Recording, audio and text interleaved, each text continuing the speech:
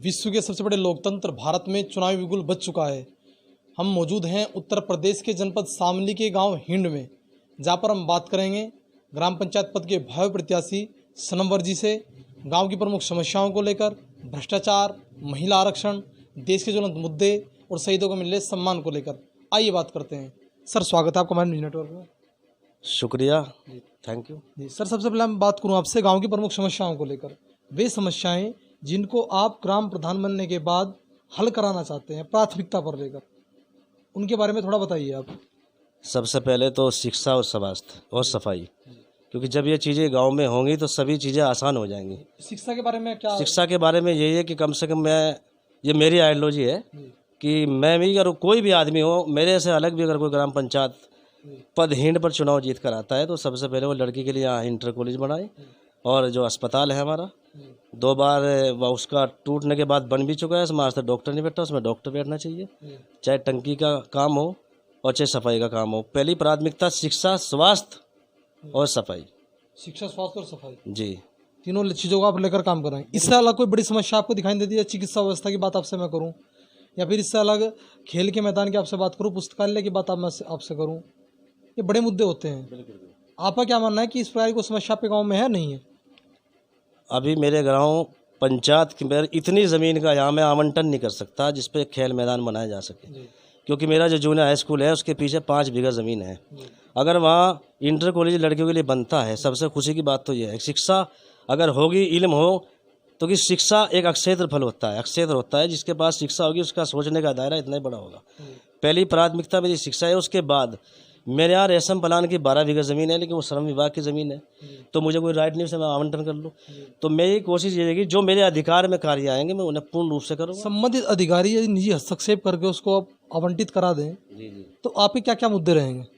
उसमें ट्रैक भी होना चाहिए दौड़ने के लिए बच्चों के लिए। उसके बाद में खेल का मैदान भी होना चाहिए। जरूरत तो सबकी है, क्योंकि अगर स्वास्थ्य है तो सब कुछ है। अच्छा, जो वादे आप कर रहे हैं दस्तावेजों में रहेंगे, धरातल पे भी आ सकते हैं?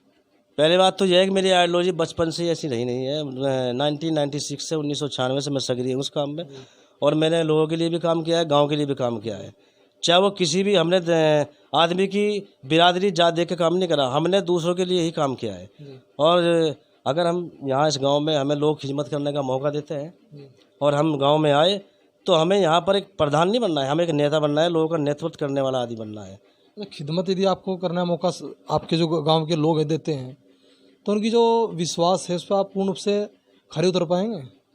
देखिए, कोशिश तो पूरी 100% है, लेकिन 1-2% अगर मैं, जो पूरी मेरे दिमाग में बातें नहीं है। मेरे पास एक टीम है गांव में, पढ़े लिखे लोग सब मेरे साथ है, जितने वो आपके टीचर लोग हों, चाहे वो किसी भी साइड के हो, चाहे मेरे गांव के बच्चे कई बार जॉब कर रहे हैं, सभी का रिस्पांस मुझे मिल रहा है।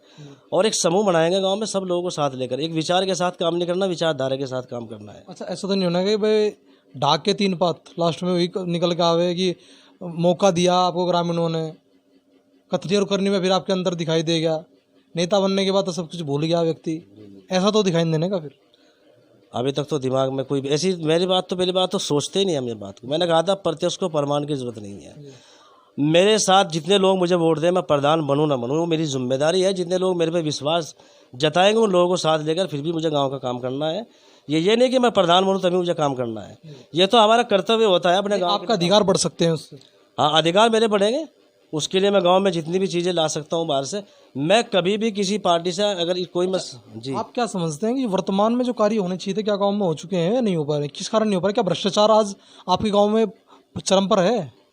देखिए, जहाँ तक मैं देखता हूँ, भ्रष्टाचार की बात करता हूँ, जितने लोगों को काम करना चाहिए थे वर्तमान प्रधान को, इतने वो नहीं कर पाए। उन वर्तमान प्रधान का क्या नाम है? यासीन जी। तो किस प्रकार से कार्य कर रहे हैं, आपका क्या मानना है? नहीं, सड़कें बनाई, 2-4 सड़कें अच्छी बनाई हैं, ऐसी बात नहीं है, लेकिन कुछ काम है जगदीशपुरम में है, जैसे पानी की समस्या है वहाँ पर। और वो एक यासीन प्रधान की अकेले कमी नहीं है। उससे पहले 2000 में प्रधान थे अरविंद कुमार जी, उसके बाद में बने वहाँ पे क्या नाम, फिर यासीन जी बने, उसके बाद आसिफ जी बनी। वहाँ 20 साल से पानी की समस्या है जगदीश। क्या जो वर्तमान प्रधान है या कोई भी प्रधान है, वो अपने स्तर से यदि कोशिश करे तो इन समस्याओं का निराकरण हो सकता है, नहीं हो सकता है? देखिए, प्रधान के हाथ में पावर होती है और उसे एक सचिव दिया जाता है ब्लॉक से, इसीलिए जाता है जो गांव की समस्या है उसका निस्तारण करा जाए। उसके बावजूद भी यदि समस्या निस्तारण नहीं तो किसी कमियां मानते हैं। अब उसके बावजूद काम नहीं हो पा रहा है तो लोग समझते हैं फिर क्या है, क्यों जी। क्योंकि अब चीज़ें लुकी छिपी नहीं है, नेट पे सब चीज़ है, पता लगता है हमारा। पंचायत चुनाव में मुद्दा हमें देखने को मिलता है, हमने भी पूरे देश के लगभग पश्चिमी उत्तर प्रदेश में सर्वेक्षण कर रहे हैं, 19 जिले पश्चिमी उत्तर प्रदेश में हैं। उसकी मैं आपसे बात करूं जी जी कि वहाँ पर महिला सशक्तिकरण को लेकर, महिला आरक्षण को लेकर सरकार नए नए मुद्दे लेकर आती है, चुनाव में आरक्षण देती है, उसके बावजूद भी महिलाओं को राजनीति करने का मौका नहीं दिया जाता है। राजनीति जो करते हैं पुत्र करता है, पति करता है, परिवार के लोग करते हैं। आपका क्या मानना है इसको लेकर? नहीं, इसमें सबकी भागीदारी होनी चाहिए और महिला ने हमारा नाम बढ़ाया, चाहे वो हमारे देश की कोई भी महिला हो, बड़े बड़े नाम हुए हैं। ये सानिया मिर्जा को देखो, आपने देश का गौरव बढ़ाया है। चाहे हमारी क्रिकेटर खेलने वाली लड़कियां हो, कोई भी आदमी हो, अगर कोई आदमी करना चाहता है किसी के लिए, गांव के लिए, देश के लिए, उसे पूरा कोऑपरेट करना चाहिए और हमारी हो भी रही है। अगर कोई गांव की बच्ची कोई काम करना चाहते हैं, हमने पूरा रिस्पॉन्स दिया है। तो क्या कारण है कि लोग उन्हें राजनीति करने का मौका नहीं देते हैं? देखिए, अभी भी गांव की जो सोच है, लोग आज तक भी ये सोचते हैं कि ये पुरुष प्रधान देश है। तो बदली कैसे जा सकती है सोच? बदलेंगे, कुछ बहुत डेवलपमेंट हुआ है, पहले से बहुत ज़्यादा है। क्या शिक्षा इसके लिए जिम्मेदार है? हाँ, शिक्षा इसके लिए जिम्मेदार है। अगर शिक्षा होगी तो मैंने बताया था अभी आपसे, शिक्षा एक ऐसी चीज़ है जिसे कहते हैं, शिक्षा जितनी आदमी पर होगी इतना उसका क्षेत्र सोचने का बड़ा होगा। जब दायरा बड़ा होगा तो चीज़ें भी बड़ी होंगी। अब हम तोड़ रहे हैं, मेरे गाँव में मैं बताऊँ, मेरे 4 बच्चे हैं। बड़ी लड़की का MBA में 3रा साल है, उससे छोटी लड़की इंटर में है, उससे छोटी 10वीं में। कोई बच्ची मेरे घर में ऐसी नहीं, छोटी बड़ी, जो नहीं पढ़ रही इंटर, MM में, अब BA मेरे घर में सब पढ़े लिखे हैं। बड़ा प्रश्न मैं आपसे बात करना चाहता हूँ कि वर्तमान सरकार के बारे में आपसे बात करूँगा। वर्तमान सरकार जिन प्रकार के मुद्दों को लेकर कार्य कर रही है, काफ़ी प्रश्न चिन्ह उन पर लग रहे हैं। आप क्या मानना, सरकार जो कार्य कर रही है वो देश हित में है, देश के विकास के रास्ते में अवरोध पैदा कर रहे हैं? देखिए, सरकार जो कुछ कार्य है ऐसे है जो देश के हित में कर रही है, लेकिन जब ये 2014 से लेकर 2020 हो गए, अगस्त में, आज मैं बात कर रहा हूँ आपसे, 24 तारीख है आज जी। देखिए, जो आइडियोलॉजी, जिस आइडियोलॉजी को लेकर आए थे मोदी जी, उस आइडियोलॉजी पर खड़े नहीं उतर पाए। जब मैं आपसे प्रश्न करा था तो थोड़ा मुस्कुरा रहे थे, क्या कारण था उस मुस्कुराहट का? मुस्कुराहट का ये कारण होता है, जब काम नहीं हो पाता तो आदमी मुस्कुराता है जाए, तो मैंने देखा है। टीस में मुस्कुराता है? नहीं, टीस में नहीं। देखो, अगर मैंने बताया था आपसे, अगर देश का मसला हो तो हम सब एक हैं, चाहे मेरे हो चाहे आप हो। लेकिन जब हमारी बुनियादी चीज़ें हैं, ये तो हमारे विचारों की लड़ाई है। अच्छा, जिन मुद्दों को लेकर सरकार सत्ता में आई थी उन पर कार्य नहीं कर रही है, आपका ये मानना है? मेरा मानना नहीं है, सब लोग, आप अगर किसी भी आम आदमी से पूछो रोजगार की बात, रोजगार न्यूनतम स्तर पर है, 0 डिग्री सेल्सियस के नीचे। रोजगार देश का घटा है, बढ़ा नहीं है। क्योंकि जो GDP थी हमारी, उसे आप देख ले, वो नीचे चली गई है। आयात कितना किया, निर्यात कितना किया। सरकार, सबसे बड़ी बात है, जो चीज़ें मुद्दे हैं उन्हें लेके सामने नहीं आती और ज़्यादातर जो है उलझाने का काम करती है। अच्छा प्रधान जी, एक बात मैं आपसे करूं, शहीदों को लेकर मीडिया काम कर रही है। अब आपके इस गांव में कोई शहीद है, आप बता सकते हैं कोई है शहीद हुआ? नहीं, मेरे गांव में मेरी जानकारी में कोई शहीद नहीं हुआ। विडंबना का विषय है कि जिन लोगों ने इस देश को बचाने के लिए प्राणों की आहुति दे दी, उनको आज की जनरेशन भूल चुकी है। अगर मैं आप ही से बात करूँ कि 10 शहीदों के नाम आप बता दो, 10 स्वतंत्र सेनानियों के नाम बता दो, आप तो नहीं बता पाते। 10 नेता अभिनेताओं के नाम बता देते हैं। क्या कारण है? कारण यह है कि हम अपनी जो जड़ें हैं उनसे दूर हो गए, जो हमारी संस्कृति थी, सभ्यता थी, उससे दूर चले गए। तो उसके प्रचार प्रसार के लिए हमें क्या करना चाहिए? हमें उसके प्रचार प्रसार के लिए उनको, जो उनकी चीज़ें उन्हें याद करनी चाहिए, उनकी हिस्ट्री को पढ़ना चाहिए। आप किस तरीके से कार्य कर सकते हैं जो आपको मौका मिले तो? मैं कार्य करूँगा उन लोगों के नाम पे कोई योजना, अगर सरकार के आती है उसमें बढ़ चढ़ के काम करेंगे।